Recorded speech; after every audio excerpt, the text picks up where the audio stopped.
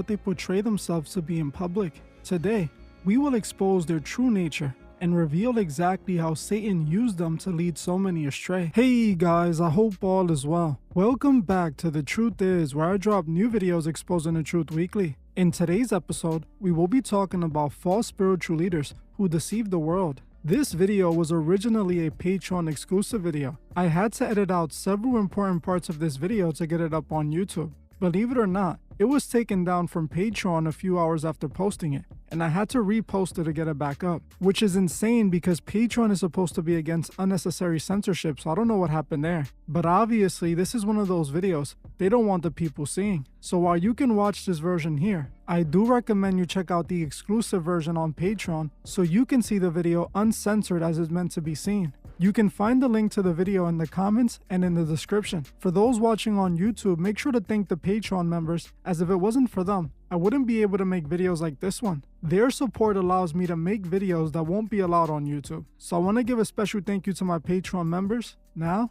let's get right into it. Starting with the Hindu spiritual and political leader, Gandhi. Gandhi is globally recognized as the leader of India's independence movement and a major figure in the history of non-violent civil resistance. Gandhi was also widely regarded as a profound spiritual leader, in addition to being a political one. He was born in India on October 2, 1869, into a devout Hindu family. After studying law in London, he accepted a job in South Africa in 1893. It was there that he experienced profound racial discrimination, which became a pivotal point in his life. An incident where he was thrown off a train for refusing to move from a first-class carriage galvanized him to fight for India's civil rights. His leadership emerged through his new form of non-violent civil resistance he developed in South Africa to protest discriminatory laws against the Indian community. This movement eventually evolved from a small protest into a massive organized force, which he successfully led for over 2 decades. Upon returning to India in 1915, Gandhi quickly became a national figure, applying these same principles on a massive scale against British colonial rule. His simple lifestyle, as well as his fast for self-purification and political protest, resonated deeply with the Indian masses, establishing his position as a leader and a symbol of national unity and resistance. His spiritual leadership was a core aspect of his public persona and influence. Gandhi did not separate his religious beliefs from his public life. He famously stated, "For me, there are no politics divorced from religion." He saw political action as a way to apply spiritual truths. While Gandhi grew up in a Hindu home and identified as a Hindu, he believed that Hinduism wasn't the only correct way to God and salvation. He preached about all religions being correct, just flawed by man's interpretation of the teachings. Gandhi believed that all religions were essentially different paths leading to the same destination. He was trying to find the universal moral code shared by all faiths and apply those ethics to everyday life and politics. He saw religious study not just as an academic exercise, but as a quest for these universal spiritual truths.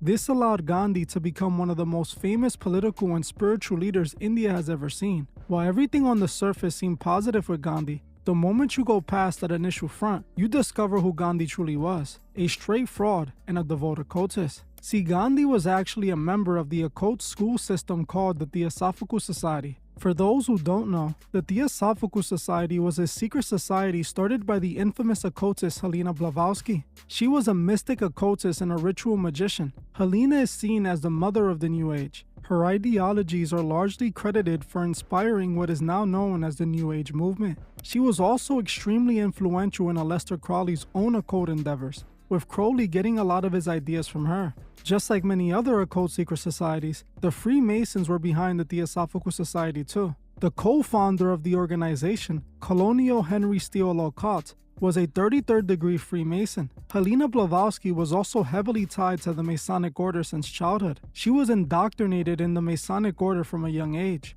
Her great-grandfather was a prominent Rosicrucian Freemason, meaning she grew up in Masonry. This early exposure to Masonry deeply influenced her later esoteric worldview and the occult concepts in her work. The Theosophical Society is just another branch of Freemasonry. In 1875 in New York City, the founders modeled the Theosophical Society after the Masonic structure, complete with the same initiation ceremonies and secret grips. Gandhi became a member of the Theosophical Society in 1889 while studying in London. He joined the Blavatsky Lodge, where he met Blavatsky personally during this time. Once you discover Gandhi's connection to the Theosophical Society, you can see how this occult organization heavily molded Gandhi's teachings. In the Theosophical Society, they taught that a single ancient universal truth underlies all world religions. Theosophists believe all world religions stem from a single universal ancient core truth or secret doctrine that has been preserved by a hidden brotherhood of spiritual adepts. The goal of Theosophy is to reintroduce this divine wisdom to humanity, which comes directly from the teachings of Gnosticism. This was the same exact doctrine Gandhi was heavily pushing to those who followed him. While he pretended this was all his ideology, in reality, he was working on behalf of the Theosophical Society pushing their agenda, all in order to popularize their occult beliefs. There aren't many paths to God. There's only one. That is through Yeshua, who leads to the Almighty. What Gandhi and the Theosophical Society push is the doctrine of Lucifer. To occultists, Lucifer represents inner salvation and enlightenment. He represents man ascending to the level of the gods through the forbidden knowledge. This is what Gandhi was pushing on behalf of the Theosophical Society. In fact, Helena Blavatsky even admitted she was dedicated to Lucifer. Blavatsky was quoted as calling Satan the god of the planet and praising him deeply. One quote read, "And now it stands proven that Satan, or the red fiery dragon, the lord of phosphorus, and Lucifer, or light bearer, is in us. It is our mind, our tempter, our redeemer, our intelligent liberator, and our savior from pure animalism." She was also quoted saying this, "It is Satan who is the god of our planet and the only god." Another quote said, "Lucifer is the Logos in the highest and the adversary in his lowest aspect." She was also quoted saying this as well, "Lucifer represents life, thought, progress, civilization, liberty, independence. Lucifer is the Logos, the serpent, the savior." This is why they claim all religions lead to salvation, because they are working on behalf of Lucifer to guide souls away from God. This is what powered Gandhi, and this is why he became so influential. The Masons were behind them, growing his influence. Now, Gandhi wasn't just a fraud and an occultist. He was also a complete and total pedophile.